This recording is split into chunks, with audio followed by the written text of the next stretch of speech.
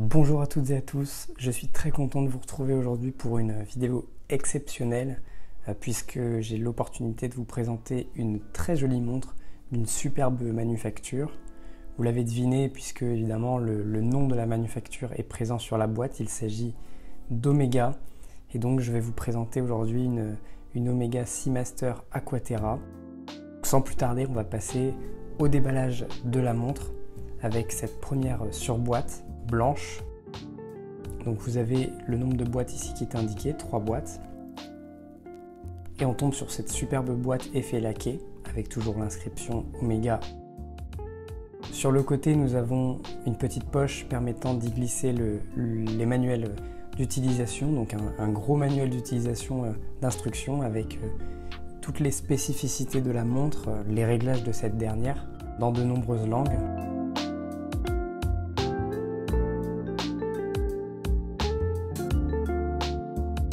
Voilà pour le manuel, et juste ici nous avons donc un petit porte-carte avec les garanties, les certificats puisque cette montre en possède de nombreux.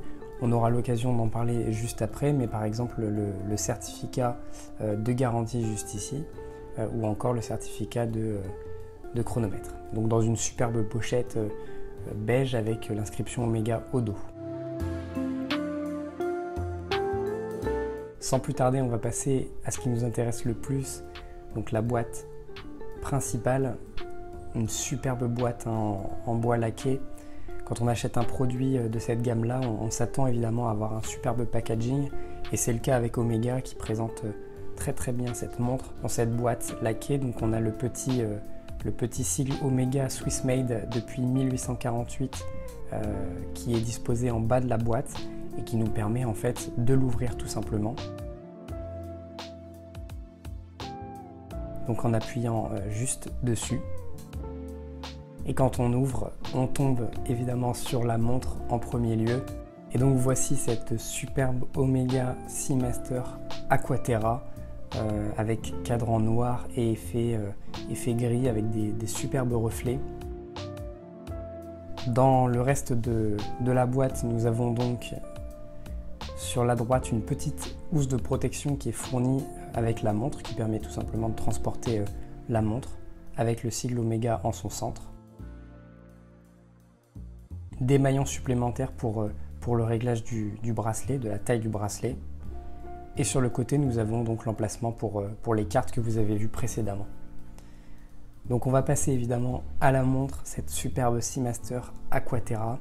Donc la Seamaster Aquaterra, eh bien c'est un hommage au patrimoine maritime d'Omega.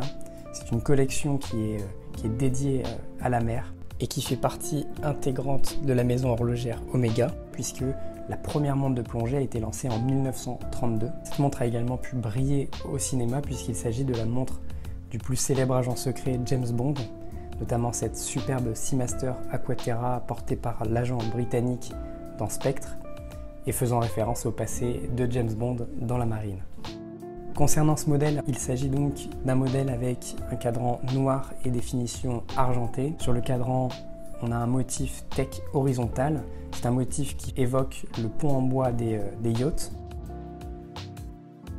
Les aiguilles et les index sont rodiés et revêtus de superluminova blanc. On a un guichet date à 6 heures. De l'autre côté, à midi, nous avons l'inscription Seamaster en dessous du logo Omega. À 6 heures, l'inscription coaxiale et Master Chronometer sont présentes et font référence évidemment aux caractéristiques techniques de la montre. Enfin, sur le cadran, vous pouvez observer en plus des index un superbe chemin de fer qui vient terminer et donner un peu plus de profondeur à ce cadran. La couronne est décorée du logo d'Omega. Le diamètre de ce modèle est de 41 mm, donc c'est un modèle assez équilibré avec 13,2 mm d'épaisseur. Concernant l'étanchéité, on a ici 15 bars, soit 150 mètres. Le verre est un verre saphir bombé résistant aux rayures qui a été traité anti-reflet double face. Et le bracelet est un bracelet poli et satiné qui dispose d'une boucle papillon. Côté mouvement, la montre embarque un calibre maison, il s'agit de l'Omega 8900. Ce mouvement est un mouvement à remontage automatique avec échappement coaxial, d'où son inscription à 6 heures. La montre est certifiée chronomètre, approuvée par METAS. Elle est résistante aux champs magnétiques jusqu'à 15 000 Gauss, qui en fait sa grande particularité. Le rotor et le pont rodier, comme vous pouvez le voir sur les images, sont décorés d'un motif Côte de Genève en arabesque. Le cadran est déjà magnifique, mais alors le mouvement l'est d'autant plus. Vous pouvez l'observer sans vous lasser, puisque voilà, ces décorations donnent au mouvement beaucoup de charme et c'est très agréable de l'observer.